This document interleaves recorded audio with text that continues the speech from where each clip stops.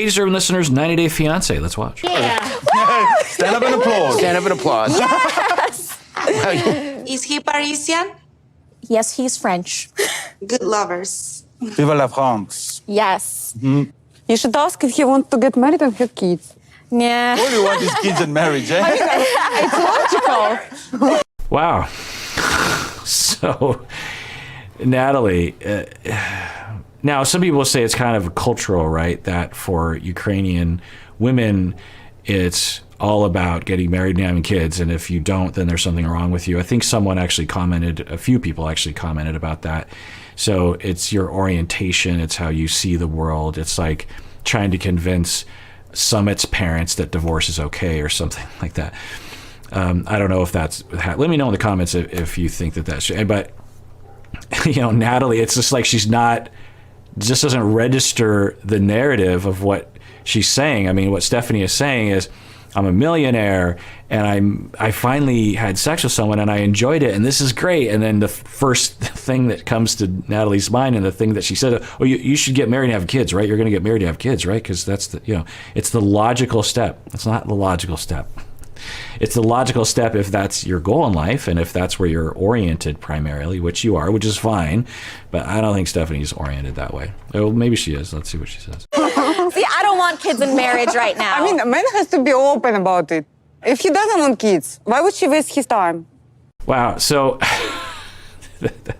that's undifferentiation. So I talk about lack of differentiation, and it works on a number of levels. Murray Bowen was a genius in this way and really tied a lot of different things together that don't seem to be related, but they absolutely are, at least in this model, and it resonates with me, that when you're growing up, you aren't differentiated from your parents. You know, you think they know everything in your head, and you think you know everything about them, and when they're upset, you're upset. You know, there's no boundary. You know, when you're 3 months old, 6 months old, even the bodies as breastfeeding is happening or sleeping, there's lack of differentiation. You're just like, you know, mother and child, and then over time there's more differentiation, right? And also physical differentiation happens.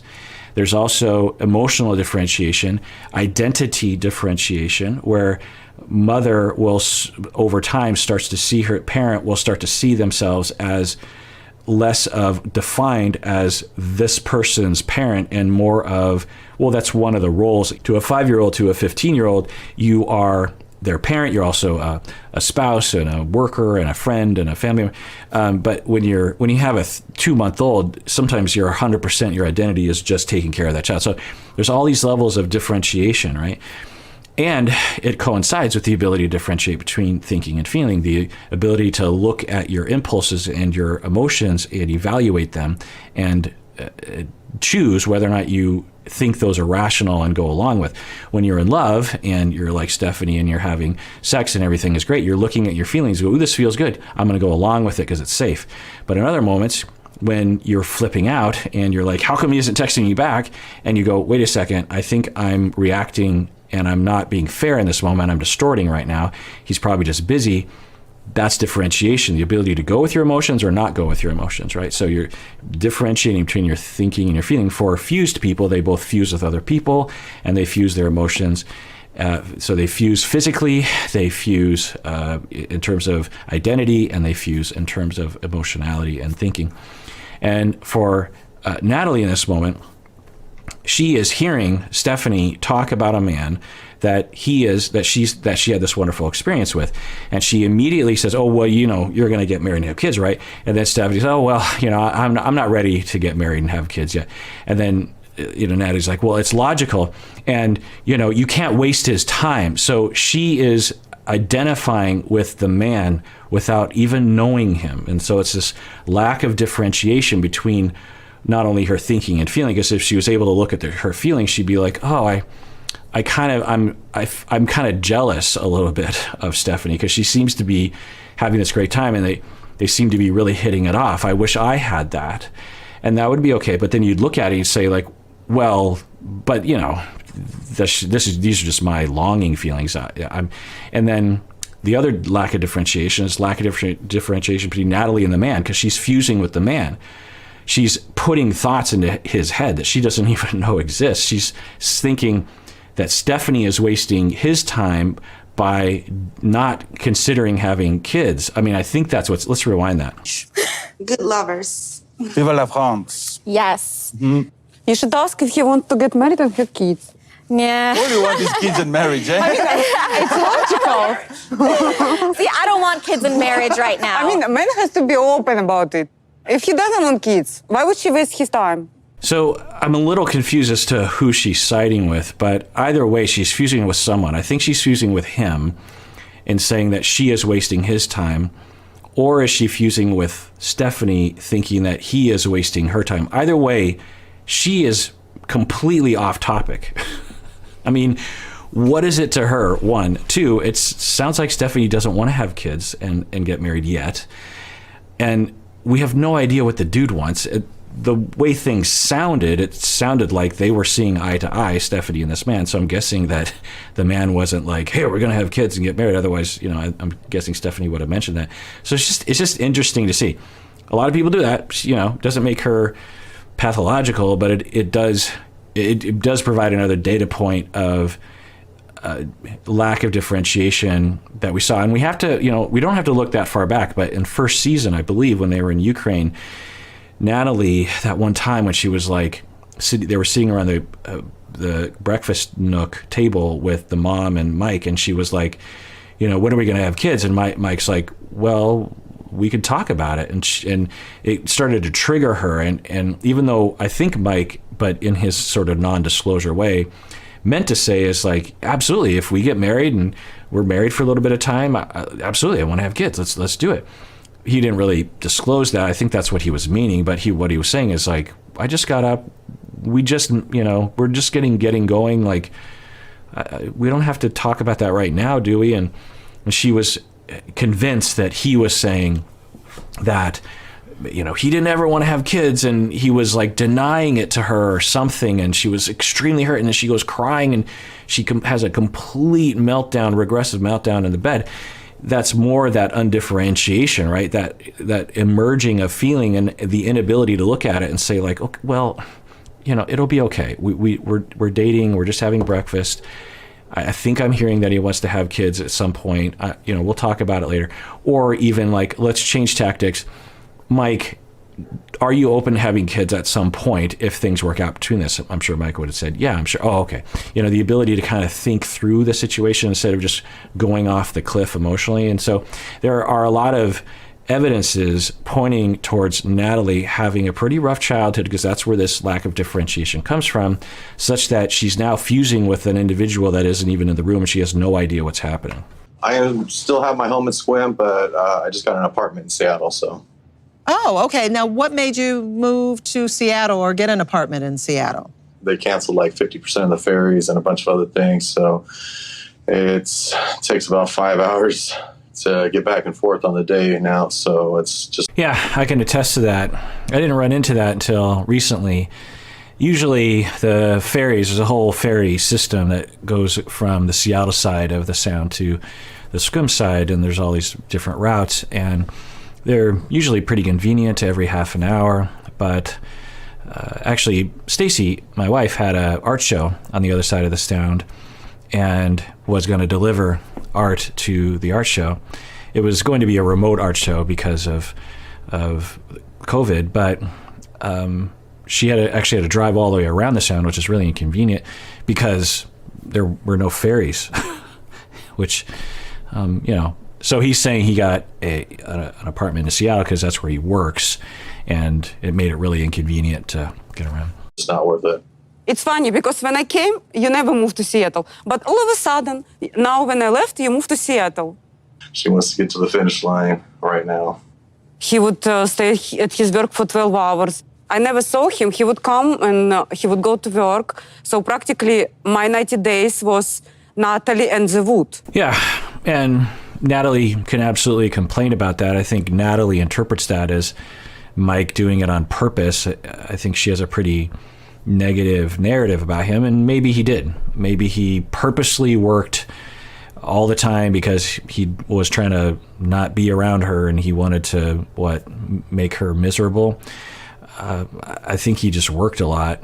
And, clearly they have not moved on. So it's interesting that and I'm guessing that the episode with Tanya and Sinjin will air much later because I'm still posting and catching up, but we just got done watching them, and spoiler alert if you're not caught up to those videos, but Tanya and Sinjin were very human with each other and very kind to each other. I mean, there were some moments, some flare-ups during their tell-all talk, but they were tender and kind and decided not to be defensive and decided to be nice to each other and say nice things and complimentary, each saying, I really hope the best for you. And because sometimes people say that, but they don't show them like they really mean it. I feel like Tanya and Sinjin legitimately hope the best for each other. And that's a choice that you make. You can go down a road of negativity like Tim and Jennifer and yell at each other and tell, or you can be kind. And you both kind of have to do it. You both have to jump in the pool at the same time, so to speak. And we're contrasting that with this, where Mike and Natalie are still in that fused state, that undifferentiated state, where highly triggered by each other and hostile and defensive. Stayed and maybe given it another chance? I felt so miserable. I came to America confident. I was good looking and everything. And I moved to farm. I put 20 pounds. I lost my confidence. I became on antidepressants. And that. All right. So we're learning that she went on antidepressants, presumably because she was depressed. I don't know. And that doesn't surprise me much. Was she depressed in the sense that antidepressants would have helped, or was her life depressing? And there's some overlap there. But she was alone a lot. The relationship pretty much from as soon as she landed in the States was not going well. And interesting. Yeah. So Jesse's asking, do you regret leaving him? I don't think anyone would think that Natalie would say, yeah, I regret leaving him. Not because Mike is some kind of colossal jerkface, but their relationship was clearly not working. Cake. I make amazing carrot cake. So let's get back to Mike. Let's get back to your life now. Are you dating anyone? No, I'm not dating anyone. I'm trying to concentrate on life and things right now. I have some other things that I'm really working on at the moment. So they're asking him if he's dating anyone. I don't know if I showed this earlier, but everyone was talking about how it's obvious or publicly obvious that Mike is dating someone. And we are wondering, I guess, as an audience member, if he's telling the truth right now. Could be. Maybe he dated someone and broke up. Maybe the evidence online wasn't really evidence. Maybe he doesn't want to talk about who he's dating and he wants to preserve their privacy. I feel like the show and perhaps the audience feels like entitled to people's personal lives, which sometimes is problematic. I'm trying to get some businesses up and going, and work is still consuming me. Natalie, you said he was dating someone. But if he says no, I don't know. You said you found out from somebody that he wasn't, and then you've even seen her picture. Yes. There were pictures on the internet of him also. So I don't know, but everyone's like 100% sure that he's dating someone because they saw a picture on the internet. Like, I swear. Like, maybe he's lying. So who are the pictures that we were seeing? When met with a friend, and we hung out and stuff. So I'm not ready to date. I want to get things done. Yeah, given Mike's personality, I don't know, but I wouldn't be surprised if he briefly dated someone or even is continuing to date someone, but he just wants to be private. And if he is lying, because in order to be private, but then you'd ask, well, why is he going on the show? And if I was his friend or his therapist, and I'm making stuff up, so I have no idea. Maybe he is totally lying. Maybe but I don't really care. But if I were his friend and he was dating someone or he did date someone, he wants to be private, I would say, well, just don't go on the show. You obviously can consent not to go on the show. You don't have to go on. I think you have seen somebody a little bit low key, maybe, you know, but You know, he's so low key. I can't get a read on him. You Like, cannot read him, never. Yeah. Never. I don't know. Because of his personality. I'm It's like, Mike, this. are you excited? I'm very excited. That would drive me crazy. Yeah, that's been my hypothesis about his personality and perhaps his upbringing for a while, that avoidant attachment style, I don't know. I'd have to ask him. And one of the hallmarks of avoidant attachment style is to have a blunted emotional response, because when you're young, you have the normal emotional response, but you're not getting a response from other people. You're not getting attunement or a reaction from other people. There's a consistent emotional neglect. Your parents might feed you. They might be there for you a lot of the time, but not enough. Sometimes it's literally just a complete abandonment. Maybe the parent's depressed, or there's divorce going on, or the parents are working too much, or something happening, or the parents were raised by emotionally neglectful parents themselves, and so they just don't really understand what proper attunement looks like, and it feels normal to them while they're slowly neglecting their child. And you develop this coping style neurologically at the age of 2 years old, that I have to turn down my emotional reactivity, because for me to have emotions means I'm going to get rejected. And so if I don't notice you still have the emotions, but if you don't notice them and you don't express them very quickly, then you set yourself up for less abandonment and neglect and having people reject you. And so by the time you're an adult, you just have a really blunted emotional response. The emotions are there, believe me, because they build up, and then they explode. And we did see that with him. He would get pretty emotional sometimes when he would get really activated in arguments with Natalie. He'd be standing up and, going behind the cameras during the tell-alls and really, really having a meltdown. And, I don't blame him for that, really. But so they're responding to that. And a very common thing that partners will say about avoidant attached individuals are, I could never read him. I could never read them. They were just blank all the time. You just can't read them because they don't.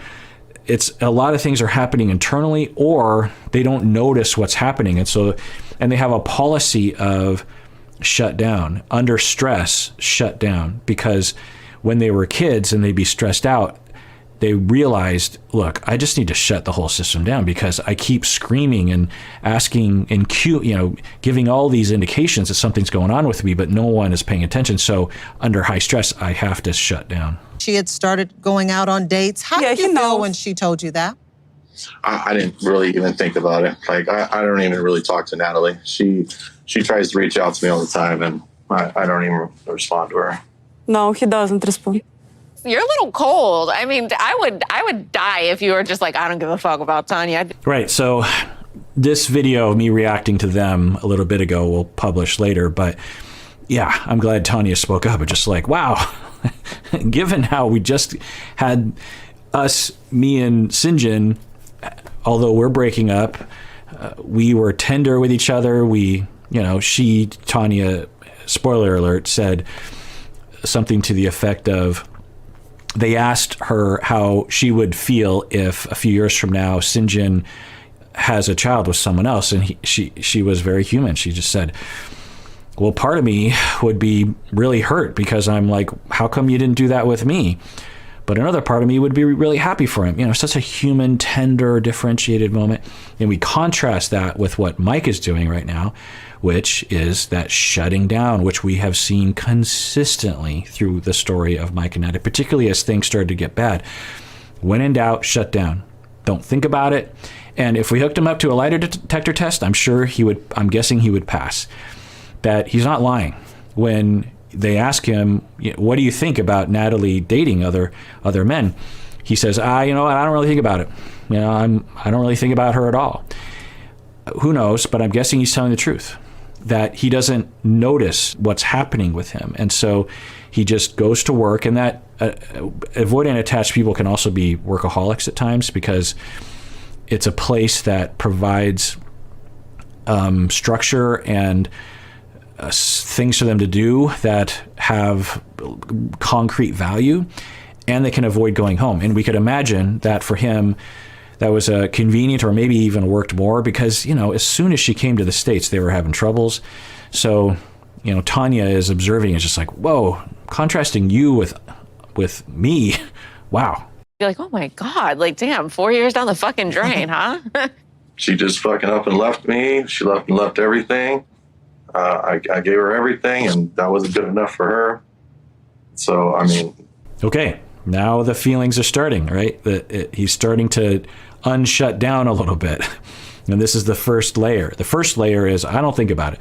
The second layer is this, and this is what, and so who knows about Mike? But if we look at the theme, now if you look at the words, which can often confuse us, it can look a certain way. But if we think about the theme, what is the theme that Mike is expressing right now? Well, the theme, I would say, is neglect, being abandoned, being, you know, look, I gave her everything. I give and I give and I get nothing back. Well, that's the way a 2-year-old feels when they're looking to their parents and they're being emotionally neglected. So it parallels very well with that. And of course, that's the injury. And then you will proceed to invent that through seeing everything through that lens, or you might even recreate that on purpose so that you can relive that experience. We do that subconsciously. Freud figured that out over 100 years ago. I'm not wasting any more of my time. I don't want to fight with him, okay? Yes. I don't know what to say. So that was good that Natalie didn't fight with him. She's like, yeah, I don't want to fight with you. Because what he said would be debatable, right? Because what she would say is, I didn't abandon you. You abandoned me. Now, of course, my contention is they abandoned each other. They got triggered, and each step of the way, they were both abandoning each other. And I commented on that throughout the various seasons that and I've also been saying from the beginning that their problems are not hard to work on. Now it would be hard because I think they hate each other, but when they were still in love with each other, the fix wasn't that hard to do. I mean, I've worked with much more difficult couples than that. So it kind of adds to that tragedy. All right, well, that is it for that episode. Everyone out there, please take care of yourself because you deserve it. You really, really do.